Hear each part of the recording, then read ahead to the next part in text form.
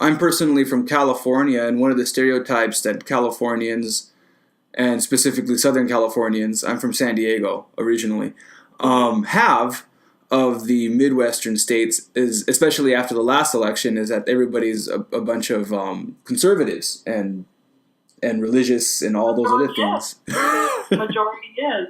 Unfortunately, that's why we have our podcast, because we think it's really important to make sure that there's a voice for the minority, ideologically speaking, anyway, in the state as far as ideological values. Oh wow, that's really cool.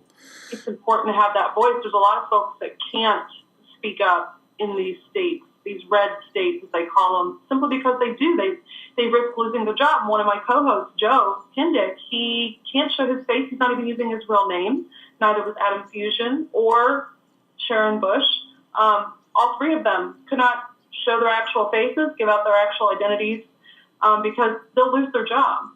They'll lose family members. It's serious business like that here in the red states, at least. Wow. So that's interesting. So what you're saying is they'll actually lose their jobs because Yeah. I was having this I don't call it a debate, because a debate would mean that one person is trying to win some sort of argument. I don't know if you've noticed on my... Having a discussion is different. I always tell people conversation is great, but discussion is better. Exactly.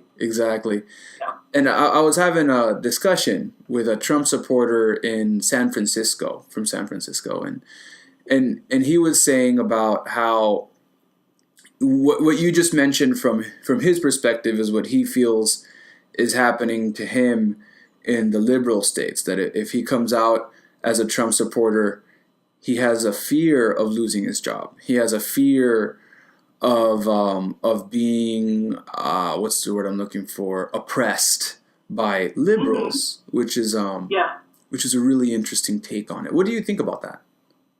I think it's highly possible in certain pockets of cities or businesses to face overzealous, political or ideological favoritism. Absolutely. I don't doubt that can happen.